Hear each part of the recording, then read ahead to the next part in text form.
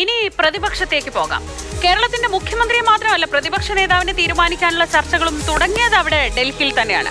മുഖ്യമന്ത്രി പോലും ആവാത്തത് കൊണ്ട് പ്രതിപക്ഷ നേതാവിന്റെ കാര്യം ആരും ഉച്ചത്തിൽ പറയുന്നില്ല എന്നേ ഉള്ളൂ. എന്തായാലും പ്രതിപക്ഷ നേതാവിനെ കേരളത്തിൽ തന്നെ തീരുമാനിക്കാനാണ് CPM പോളിറ്റ് ബ്യൂറോ യോഗവും CPI ദേശീയ നേതൃയോഗങ്ങളും തീരുമാനിച്ചത്. പ്രതിപക്ഷ നേതൃസ്ഥാനത്ത് പിണറായി വിജയനോ ഇരു പാർട്ടികളുടെയും സംസ്ഥാന നേതൃത്വമോ മാറുന്നത് സംബന്ധിച്ച് ദേശീയ നേതൃയോഗങ്ങളിൽ ചർച്ച ഉണ്ടായില്ലെന്നാണ് ഇരു പാർട്ടികളും പറയുന്നത്. തെരഞ്ഞെടുപ്പ് പരാജയത്തിൽ എന്തായാലും മുഖ്യമന്ത്രി പിണറായി വിജയനെ, അപ്പോൾ മുഖ്യമന്ത്രിയായിരുന്ന പിണറായി വിജയനെ ഒറ്റപ്പെടുത്തി അതിന്റെ ഉത്തരവാദിത്വം മുഴുവൻ അദ്ദേഹത്തിന്റെ തലയിൽ ഏൽപ്പിക്കാനും പാർട്ടി ഉദ്ദേശിക്കുന്നില്ല.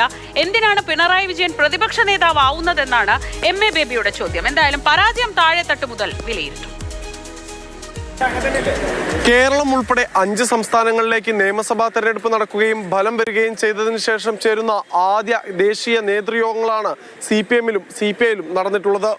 8, 9, 10 തീയതികളിലായിരുന്നു CPI നേതൃയോഗങ്ങൾ നടന്നത്. CPM-ൽ പോളിറ്റ് ബ്യൂറോ യോഗം ഇന്നും ഇന്നലെയുമായി ചേർന്നു. ഇന്ന് അവസാനിച്ച CPM പോളിറ്റ് ബ്യൂറോ യോഗം പിണറായി വിജയനെ പൂർണ്ണമായും സംരക്ഷിക്കുന്ന നിലയിലാണ് തീരുമാനങ്ങളിലെത്തിയത്. തോൽവിയുടെ ഉത്തരവാദിത്തം പിണറായി വിജയന് മാത്രമല്ല എന്നും പാർട്ടി ഒറ്റക്കെട്ടായാണ് തെരഞ്ഞെടുപ്പിനെ നേരിട്ടത് എന്നതിനാൽ തന്നെ ധാർമ്മിക ഉത്തരവാദിത്തം പിണറായി ഏറ്റെടുക്കേണ്ടതില്ല എന്നുമാണ് CPIM-ന്റെ നിലപാട്. Why should he take moral responsibility for the defeat in Kerala? Our party is a collective entity. So there is no single comrade to take the responsibility. But we, the leadership, have to take the responsibility if there was some, shortcoming on the part of the party leadership in conducting the election result related activities. തോൽവിയുടെ കാരണങ്ങൾ കണ്ടെത്താൻ കീഴ്ഘടകങ്ങളിൽ വിശദമായ meeting വേണമെന്ന് തന്നെയാണ് CPI നിലപാട്. തോൽവിയുടെ കാരണം കണ്ടെത്തണം.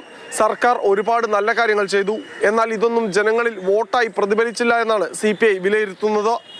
നേതൃയോഗങ്ങൾ ആരംഭിക്കും മുൻപ് തന്നെ കേരളത്തിൽ പ്രതിപക്ഷ നേതൃസ്ഥാനത്തുള്ള മാറ്റവും പാർട്ടിയിലെ തന്നെ നേതൃമാറ്റവും ഉൾപ്പെടെയുള്ള ആവശ്യങ്ങൾ പാർട്ടിക്കുള്ളിൽ നിന്ന് തന്നെ ഉയർന്നിരുന്നു. എന്നാൽ ഇക്കാര്യങ്ങളിലൊന്നും വ്യക്തത വരുത്താതെയാണ് CPI-യുടെ 3 ദിവസത്തെ ദേശീയ നേതൃയോഗങ്ങൾ അവസാനിച്ചത്. സംസ്ഥാനത്ത് പ്രതിപക്ഷ നേതാവിനെ തീരുമാനിക്കാൻ CPM-ന് മാത്രമാണ് അവകാശമെന്ന് CPI പറയുന്നുണ്ട്.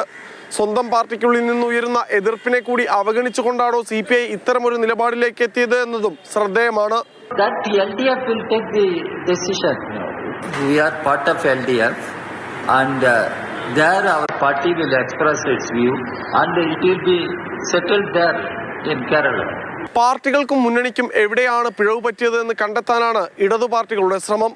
ഇതിനായി കീഴ്ഘടകങ്ങൾ മുതൽ കേന്ദ്ര കമ്മിറ്റികൾ വരെ തോൽവിയുടെ ആഘാതം ചർച്ച ചെയ്യും.